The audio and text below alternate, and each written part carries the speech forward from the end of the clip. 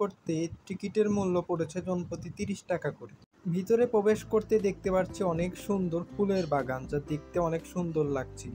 রবীন্দ্রনাথ ঠাকুরের দাদা প্রিন্স দ্বারকানাথ ঠাকুর ইংরেজদের কাছ থেকে এই কাচের বাড়িটি কিনে নেন। 1890 সালে রবীন্দ্রনাথ ঠাকুর প্রথমে শাহজাদপুর কুঠিবাড়িতে আসেন এবং 95 সাল পর্যন্ত বহুবার তিনি এসে এখানে বসবাস করেন এবং সৃষ্টি করেছেন অনন্য সাহিত্যকর্ম। রবীন্দ্রনাথ ঠাকুর এখানে বসেই রচনা করেছেন তার বিখ্যাত গ্রন্থ সোনার তরী, দুই পাখি, আকাশের চাঁদ, পুরস্কার, হৃদয়, যমুনা, চিত্রা, চৈতালি, গীতাঞ্জলি কাব্যের কাজও এখান থেকেই শুরু করেন। জাতীয়পুরের বিভিন্ন শিল্পকর্ম সংগ্রহপূর্বক এখানে একটি জাদুঘর হিসেবে প্রতিষ্ঠা করা হয়। এই জাদুঘরের দোতলা ভবনের নিচতলায় পরপর 3টি কক্ষের দেওয়ালে সুন্দর ও সূচিতভাবে ছেঁকে দেওয়া আছে কবির আঁকা কিছু ছবি ও দুর্লভ আলোকচিত্র। আর এখানে ছিল খালের ব্যবস্থা, যেখানে ভরাট করে এখন অনেক গাছগাছালি লাগানো হয়েছে।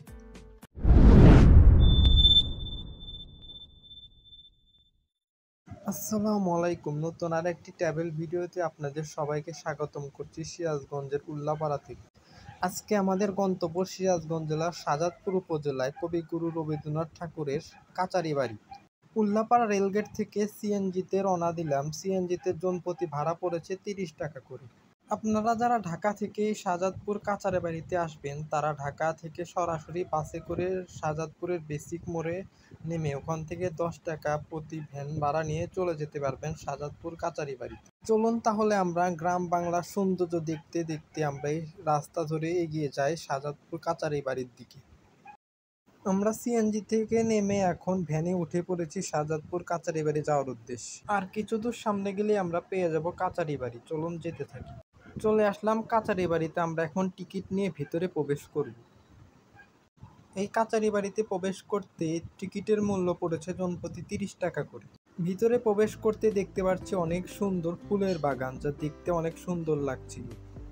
সিরাজগঞ্জ জেলার শাহজাদপুর থানা সদরে শাহজাদপুর বাজার সংলগ্ন স্থানে রবীন্দ্র কাচারি বাড়িটির অবস্থান। ব্রিটিশ আমলের নীলকররা এই কাচারি বাড়িটি নির্মাণ করেন। 1842 সালে রবীন্দ্রনাথ ঠাকুরের দাদা প্রিন্স দ্বারকানাথ ঠাকুর ইংরেজদের কাছ থেকে এই কাচের বাড়িটি কিনে নেন। 1890 সালে রবীন্দ্রনাথ ঠাকুর প্রথমে শাহজাদপুর কুঠিবাড়িতে আসেন এবং 95 সাল পর্যন্ত বহুবার তিনি এসে এখানে বসবাস করেন এবং সৃষ্টি করেছেন অনন্য সাহিত্যকর্ম। রবীন্দ্রনাথ ঠাকুর এখানে বসেই রচনা করেছেন তার বিখ্যাত গ্রন্থ সোনার তরী, দুই পাখি, আকাশের চাঁদ, পুরস্কার, হৃদয়, যমুনা, চিত্রা, চৈতালি, গীতাঞ্জলি কাব্যের কাজও এখান থেকেই শুরু করেন, যাতে পরবর্তীতে তিনি নোবেল পুরস্কার পান। পোস্টমাস্টার গল্পের রতন চরিত্র শাহজাদপুরে বসেই লেখা। চিত্রা, শীত ও বসন্তে, নগর, সঙ্গীত এবং চৈতালির 28টি কবিতা, ছিন্ন পত্রাবলীর 38টি, পঞ্চভূতির অংশবিশেষ এবং বিসর্জন নাটক তিনি শাহজাদপুরে বসেই রচনা করেন। 1890 সাল থেকে 1896 সাল মোট 7 বছর এখানে জমিদারি কাজে শাহজাদপুরে অবস্থান করেছেন। 1971 সালে বাংলাদেশ স্বাধীন হওয়ার পর সরকার এই কুঠিবাড়িটির গুরুত্ব অনুধাবন করেন। কবি রবীন্দ্রনাথ ঠাকুরের বিভিন্ন শিল্পকর্ম সংগ্রহপূর্বক এখানে একটি জাদুঘর হিসেবে প্রতিষ্ঠা করা হয়। এই জাদুঘরের দোতলা ভবনের নিচতলায় পরপর 3টি কক্ষের দেওয়ালে সুন্দর ও সূচিতভাবে ছেঁকে দেওয়া আছে কবির আঁকা কিছু ছবি ও দুর্লভ আলোকচিত্র। এছাড়াও কবির 3টি পাণ্ডুলিপি ও 4টি আলোকচিত্র আকর্ষণীয় করেছে। এছাড়াও সরকারি উদ্যোগে সিরাজগঞ্জ জেলা প্রশাসনের আয়োজনে 3 দিন ব্যাপী ব্যাপক অনুষ্ঠানমালা ও মর্যাদায় উৎসব উদ্দীপনায় রবীন্দ্র জয়ন্তী পালিত হয়। এই রবীন্দ্র জয়ন্তী অনুষ্ঠানে হাজার মানুষের ঢল নামে। কাচারি বাড়ির দক্ষিণ পশ্চিমাংশে মুক্ত মঞ্চের জন্য যথেষ্ট জায়গা রয়েছে। কাচারি বাড়ির ভিতরে রয়েছে 2টি দোলনার ব্যবস্থা। আমিও দোলনায় দোল খেতে খেতে সেই ছোটবেলার স্মৃতিতে ফিরে গেলাম কিছুক্ষণের জন্য।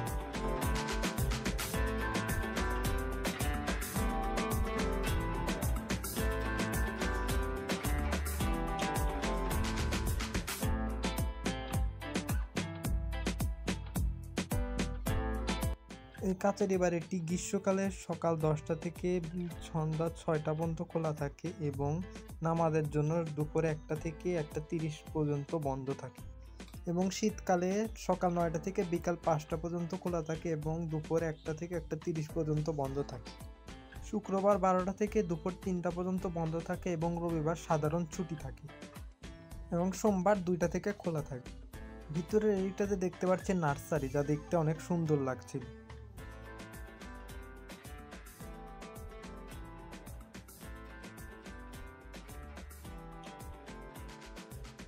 আরেকটা কথা বলে রাখি, কাচেরি বাড়ির ভিতরে ড্রোন ওড়ানো বা ভিডিও করা নিষেধ, শুধু বাইরের টুকুই ভিডিও করা যায়।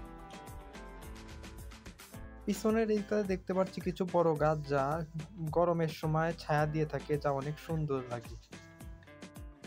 আর এখানে ছিল খালের ব্যবস্থা, যেখানে ভরাট করে এখন অনেক গাছগাছালি লাগানো হয়েছে। কাচারি বাড়ির ভিতরে 3টি তাল গাছ দেখতে পাচ্ছি, যা অনেক সুন্দর লাগছিল। আজকের ভিডিও এখানে শেষ করছি, পরবর্তী নতুন কোনো ভিডিওতে আবার দেখা হবে। আল্লাহ হাফেজ।